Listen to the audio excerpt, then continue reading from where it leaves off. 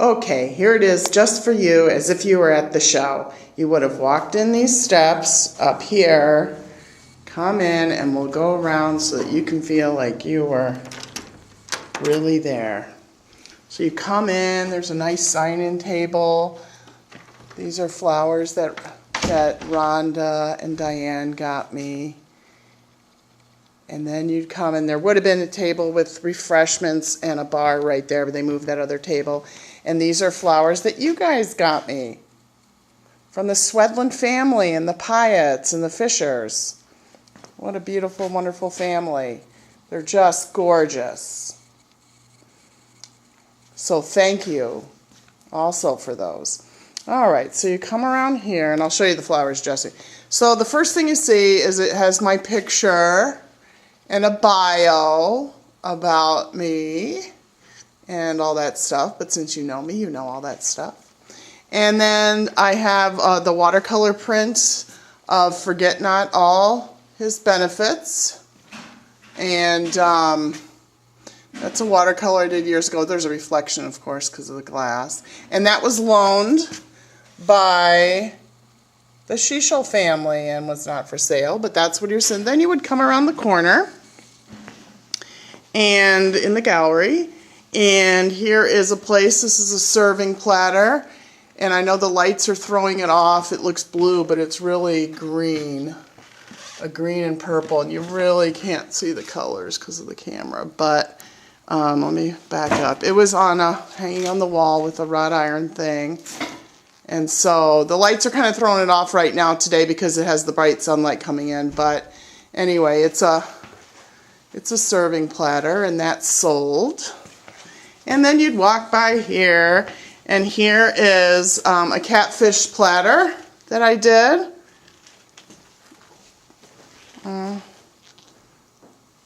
And then this is a bass platter. It looks like, trying to make it look like the catch of the day was sitting in the basket.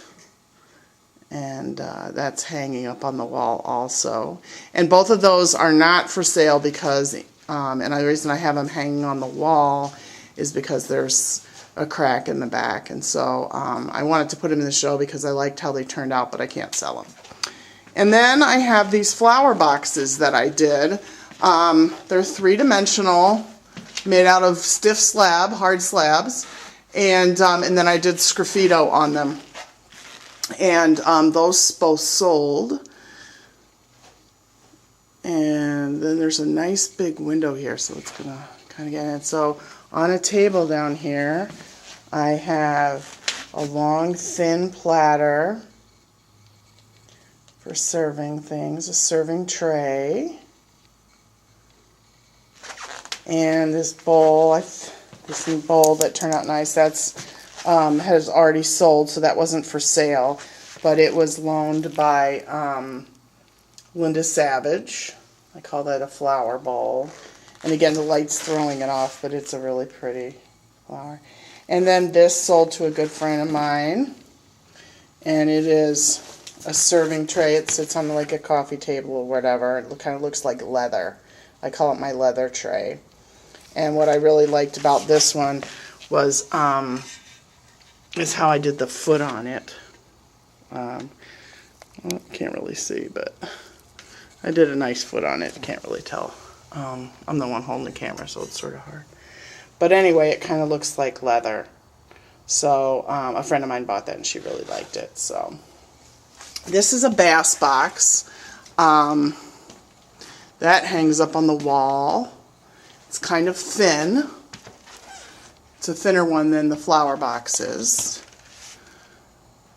And then on this wall is the big sockeye salmon platter. And that's sold. Actually, Donna bought that. And then we have the muskie, tiger muskie, and then a Chinook. I think it's a Chinook salmon down here. And Donna also bought that for a gift for someone. So that was it. This was a new color I tried. And I like how that came out. I don't know if There, that's a much better angle. It's a kind of a blue, and so that's a Chinook salmon. And then this is called Three Sunnies Swimming Box. And I really like this one. I'm kind of glad it didn't sell, but I really like it. So I may keep this one for myself if it doesn't sell during the show. I don't know, it's just, I mean, it's just cute, and I liked the surprise of the glazes. I learned about how that one glaze turned that turquoise color on top of that green. It's usually a very darker green, but then because of the chemical reaction, it turned that cover. But this is just a piece of wall art. I called it Three Sunnies Swimming. And then this is, and again the lighting on this isn't very good, but this is, I think you've seen this mosaic before. And I call this Jumping for Joy. And this is, I think you've seen this before. I got it grouted, but now it's grouted. And so that's how that turned out. And that turned out nice. That turned out really, I like how it turned out. And then this is my big piece. This is called, I gotta back up because it's very big. And this is what I spent a lot of my time on. I'm still backing up. It's 5 foot by 3 foot. I'm gonna give you a close up here in a minute. Let me, this camera get in focus. But this is called Commitment and Desire, and it's approximately 5'6" long by 2.5 feet wide. And it is done, and I'll get a close-up of it now so you can see it.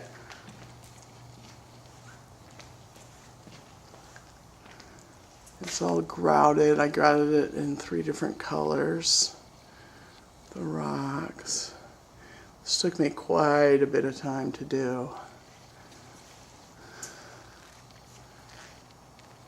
And you know, it looks like the sun is streaming into the water. I'm sure you're not getting the right color on this, but I'll include at the end of this video, I'll include a still shot of it, and you'll see the colors a little bit more. But that's how that is. So I was real happy with how that came out. It was a challenge, and definitely a challenge. I got to see God do amazing things while I was working on this, just to teach me and give me wisdom. So that's just called Commitment and Desire. Interior mosaic. And then you would come over to the main thing when you walk in, and you'll see these beautiful flowers that my sons and husband got for me. And there's my name up on the wall. And then I had some pieces on that. Again, I'm backing up so you get the full view like you would have gotten last night. Except that the lights work better. Oh, I see, we got some lights off. Let me see if I can turn the lights on. I thought they were on. It'll take a minute to warm up, but anyway. So then you would have seen this, and this is, I think you've seen this before, this trout vase. And it's real fun. It's just that I put it not for sale because it has a little glitch on it. It has the nose fell off. So, but I really liked the glaze technique, so I wanted to include it in the show. And then this is a 3 trout swimming vase, and I ended up, when I got surprised with the roses from Jesse and Josh and Glenn, we put them in this vase to display them, so I can't really move the vase too much. But it is 3 Sunnies Swimming. This is an owl canister. I got it back up so you can see it. It's pretty tall. And the head removes, and it's like a canister. And then down here, I call it a leaf bowl, even though it's square. And it has really pretty colors that I like in it. And this you've seen before when I brought it up to the cabin. And that's a bass serving, and it has that same combination that you liked in the Sunnies. And there's an owl plate, and Ron and Teresa bought that. They really enjoyed the sunny owl plate. Then you'd come over here, and This is a vase that I made out of dried leaves pressed in. And I'm trying to give you the overall shape here. But anyway, this was a winner. A lot of people like this, and I'm going to be making another one. But I have to wait till I can get the leaves, so she's going to have to wait a while. But this sold last night, and really liked how the glaze came out in the spray and the oxides came out on this. This just really came out nice. And people, the show really liked it, so it was called Falling Leaves. So, and then this is called A River Runs Through It, and I'll see if I can back up enough for you to see the whole thing, but it's on a door. It's a mosaic that I did on a door. And so what it is there's a field and a little waterfall, and then when you get to about right there, you can see that white line at the bottom of the screen. Then the rest of it is like you're underwater. So it goes from above water to below water. And that people really enjoyed the door.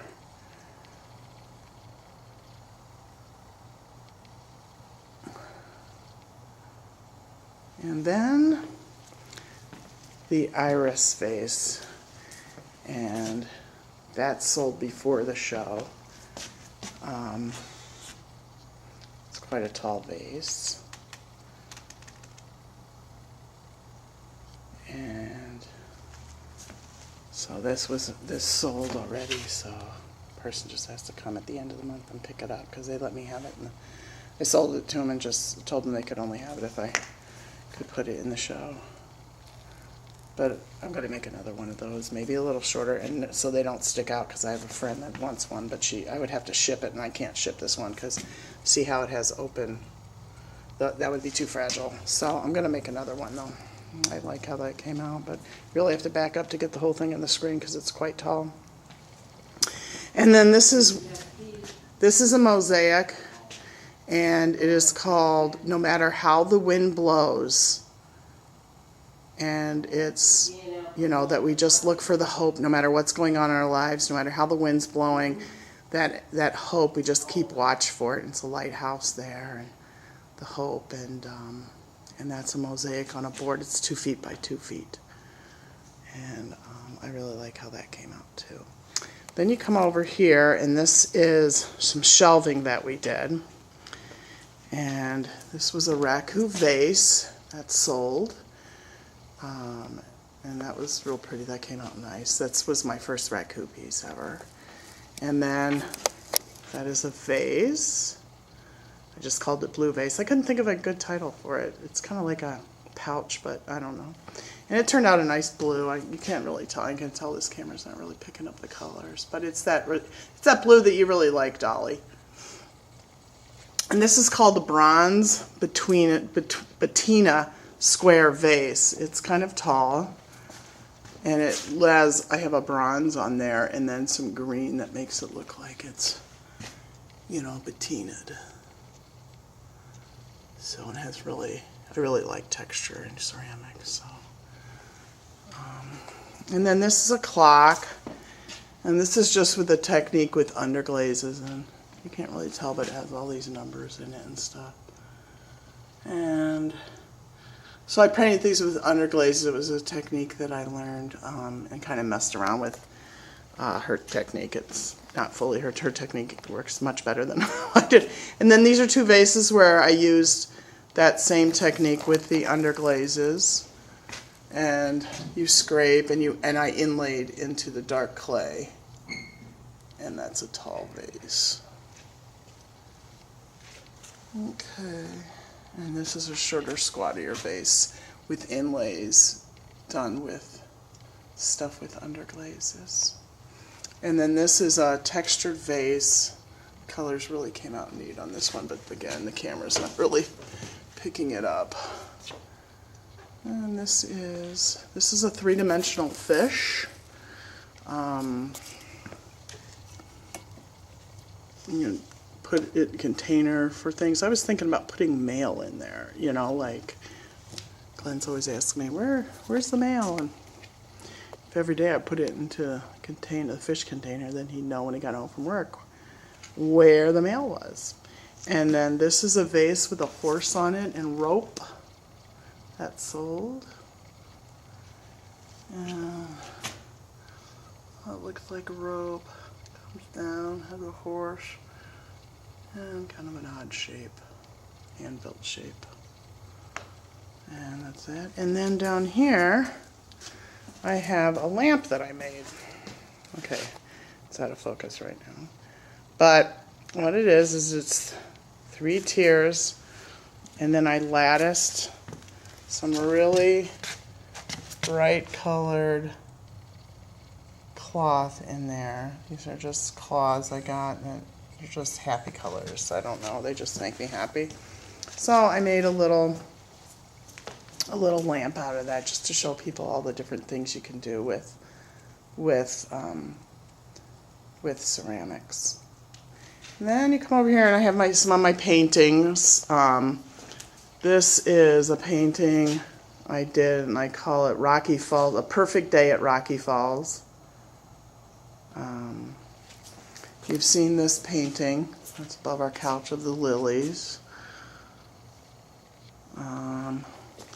This is a painting I did of blue hydrangeas, and it's when I was really experimenting around a lot of using opposite colors, you know, complementary colors to make, let's see, the red behind the green to make that pop, and the orange by the blue to really kind of get those colors to vibrate. So, and that's called Blue Hydrangea. And then this is a painting, I know you've seen this painting before. This is one that I sold to Vita Miller. It's a triptych, and I call it Early Morning Chatter, because it's like the birds are talking, and then they have the silly bird over there hanging upside down. And so, and then over here, I have a trout hanging on a barn board, and it's a brown trout hanging on a barn board. That's sold. I'm getting that for someone's birthday. And then this is called A Rushing Mountain River. That's a painting. And then here's just a trout hanging on a barn board. Just thought I'd try that. And then these are just silly. These are fun, silly things. I call these my little piggy things. And you come down here, and there's a little piggy there. And that one is called the Algebra 2 Pig Needs a Lot of Help. And because it looks like the pig's thinking and stuff. So then this is this one's kind of dedicated to Glenn and Jesse. Do colors really exist? And that says, Philosophy Pig Thinks Way Too Much. And then this one is just, this is one of my favorite ones. It says, I love bacon. It's a pig underneath there. And it's called, Farmer Pig Thinks His Public Relations Manager Went a Bit Too Far. So, it's kind of tall and thin. And it's next to the Philosophy Pig. And then the Algebra 2 Pig. So those were just fun. And then I had people do, like I did an interactive thing where people could put their own pigisms if they wanted to. Well, then you come around here, and first off there's a little alcove here, but here's a table that had little things like there's a butter dish, a tray that I'm kind of calling feathers, because I think that those look like feathers, and that's just done with again, with when I was experimenting with underglaze technique. There's a nice little oval platter. It's kind of a small, really small, but. And then this is like a patchwork quilt huge platter. I mean, not huge, but big. And this is just a small plate. Oops, my shadow's getting in the way. There's a small plate. Again, I'm kind of messing with some underglaze technique. And then a serving dish. And the only one that I have in that technique is it's a hanging plate It's called Here and There, because it kind of, to me, reminds me of, you know, it has lines going that way and this way and that way, and you know, it kind of have a vibrancy there, so I called it Here and There. And then you come over here, and I'll have to come back here to, this is texture things that we did with, we have this thing in town last summer called Got Art, and the community came in and I taught them about slab rollers and how to, and they press stuff into the clay, and then I cut it into squares or circles or whatever, and then and they had fun just pressing things into clay, and then I used oxides on there, and did that. That one cracked, but I still love the way that it came out, so I put it up there anyway. But this one wasn't for sale. This was from the Got Art Community Project in the summer of 2013. So that, but I learned, this is the first time I've used the cobalt oxides and the copper carbonate, and really like how some of those turned out. So I'm going to be using that technique in future projects. Then we come over to here, and basically I just did a little display of the clay process to teach people about the process of what you go through to make a piece. And so here I put my bulletin board with my ideas and some of the studies that I've done of fish, and then what I wanted to do with the owl, and you know, my hope sketch, and the trout sketch, and then some of the things that I have in my studio about the differences of muskies and stuff like that, and there's the owl. And then this is just silly, but I talked about the joy and the pain of opening the kiln, and how, you know, sometimes it's Christmas and sometimes it's not, and then I just have pictures displayed of me looking in the kiln, like here's one like, what happened? And this one like, yes, it happened, it's good. And then this like, oh, I can't believe it. And another, ooh, I can't believe it. And this one like, what? Oh, it came out, I'm so happy it came out. And that one, yes, yes, yes, it came out. And that like, oh, shoot, disaster. Anyway, but that's kind of like with the kiln opening, the joy and pain of opening the kiln. Then you come over here, and I have, let me give you a wide look first. This is the kids section of the Da Vinci Club, my after-school program, and a project that we did where we made hats, and I'll come up to the hats in a minute. So what I did first is did some posters that explain the Da Vinci Club.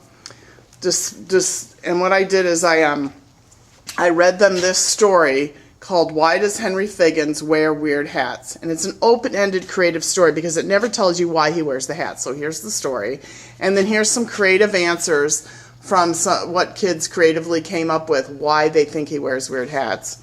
And then I had them each one in the club design a hat, and then we were going to pick 4 winners, but they were so good that we picked 6. And this is Tatiana's, and this is Silly Billy.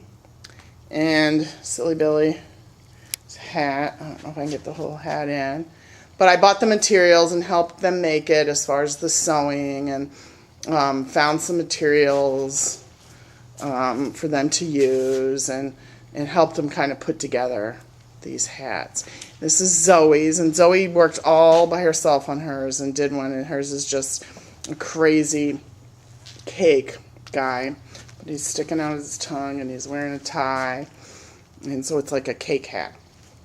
And then this is Oceanique's, and hers was ended up being really pretty. These are like feathers, and all the materials in her hat are animal prints. And then we found a really cool belt to put around, and it really turned out pretty. I like how her hat turned out. And then this is Ellie's hat, and this is, she doesn't know what it was going to be at first, but we just kind of worked with it, and it we ended up adding a tail to it, and it sort of looks like a seahorse in a way. But it's just a fun animal, and dragon lizard, but I think it ended up looking mostly like a, but the kids liked the fabrics. They just died for the fabrics. They just really loved working with them, and they were so happy when I brought the fabrics in. And then this is Gabby's, and Gabby did this all by herself. This is a beehive with the queen bee, with the bees buzzing around. So this is a queen bee hat. And then this is Olivia's, and this is a cat, and I helped her with a little bit with the cat, and it's, I don't know if you can see, the butterfly is hanging, and the cat is trying to swat the butterfly. So that came out really cool too, and she was really happy with that. Then the other thing that we did is kids did some artwork. This is Zoe's painting of a dog with prints. And Zoe explained that she created this piece for my love of animals and their prints. My painting represents how animals are people too. And then Alice Bew, a guest artist, really thought that was really funny that she put animals are people too. So she switched, she kind of did the humorous thing, and she made the dog the owner, and then the person, like as if, what if dogs were people too. And so she kind of took a silly approach to that, and that was fun. And then Carla Martinez did this painting. She's a 4th grader, and she did this wonderful painting here. And then a guest artist, Joanna Cutter, did this wonderful multimedia piece that just is really pretty. And she was really inspired by Carla's painting. And I got this idea to do this from a friend of mine online who does videos, Hobby Potter, and she there's a place in town that they do where artists do that. So I only had 2 people do it, and then Joanna wrote. Here, let me see if I can read it while I have the picture painting on there. She said, I was inspired by the bright colors in Carla's painting and the subject of morning sunrise and evening sunset, which were my 2 favorite quiet times of the day. Thank you, Carla, for giving me these wonderful images to create with. So she did a multimedia piece. It's really neat. And I really like how she uses the gallery wrap and then signs her name on the side. I love that. I think I'm going to use that idea. And then these are my clay doodles. This one's sold.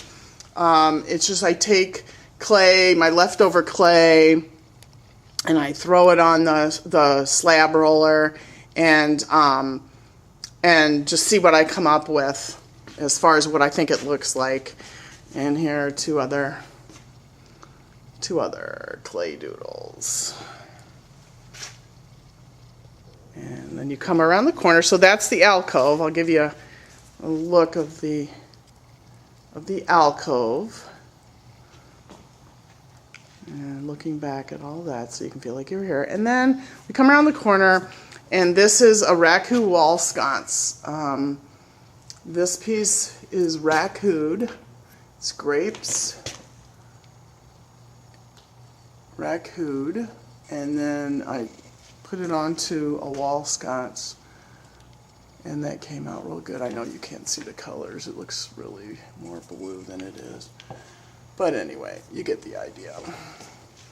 So that's the wall sconce. And then I have this bowl. I don't know if you've seen this bowl. I'm trying to remember if you've seen this bowl. But this is called the Triple Trout Bowl. And it sold last night. Don't know to who yet. I was trying to look to see. But it's my Triple Trout Bowl. It's pretty big. I'm going to put my hand out there to give you it's a pretty good sized bowl, and that's sold.